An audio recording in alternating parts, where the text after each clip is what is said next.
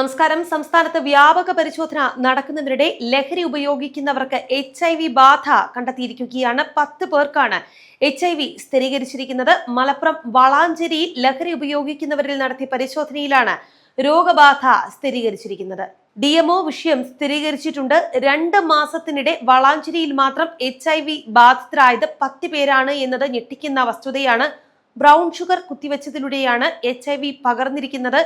കൂടുതൽ പേർക്ക് രോഗബാധ ഉണ്ടാകാൻ സാധ്യതയുണ്ട് എന്നാണ് ആരോഗ്യവകുപ്പ് നിരീക്ഷിച്ചിരിക്കുന്നത്. ആരോഗ്യവകുപ്പ് നിലവിലെ സാഹചര്യത്തിൽ അടിയന്തര യോഗം ചേർന്നിരിക്കുകയാണ്. 2 മാസത്തിനിടെയാണ് 10 പേർക്ക് രോഗം സ്ഥിരീകരിച്ചിരിക്കുന്നത് എന്ന് ആരോഗ്യവകുപ്പും പറയുന്നുണ്ട്. കൂടുതൽ പേർക്ക് രോഗബാധ ഉണ്ടാകാം എന്നുള്ള സംശയമുള്ളത് കൊണ്ട് തന്നെ പരിശോധന വ്യാപിപ്പിക്കുന്നു. ഒരാൾക്ക് HIV സ്ഥിരീകരിച്ചപ്പോൾ കേരള എയ്ഡ്സ് കൺട്രോൾ സൊസൈറ്റി നടത്തിയ പരിശോധനയിലാണ് രോഗവ്യാപനം കണ്ടെത്തിയിരിക്കുന്നത്.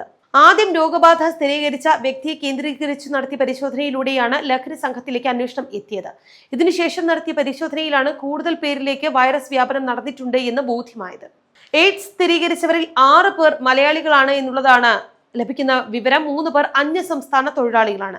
ഇവരെല്ലാം തന്നെ ലഹരി ഉപയോഗിച്ചത് ഒറ്റ സിറിഞ്ച് ഉപയോഗിച്ചാണ്. ഇങ്ങനെയാകാം രോഗബാധ മറ്റുള്ളവരിലേക്ക് കൂടി എത്തിയത് എന്നാണ് ആരോഗ്യവകുപ്പ് പറയുന്നത്. അതേസമയം ഇവരുമായി ബന്ധപ്പെട്ട എല്ലാവരെയും തന്നെ സ്ക്രീനിംഗ് നടത്താനുള്ള ശ്രമത്തിലാണ് ആരോഗ്യവകുപ്പ്. സൂചി ഉപയോഗിച്ച് ലഹരി കുത്തിവെക്കുന്നവർക്കിടയിൽ എയ്ഡ്സ് ബാധ കൂടുന്നതായിട്ടാണ് ആരോഗ്യവകുപ്പ് ഇപ്പോൾ നിരീക്ഷിക്കുന്നത്.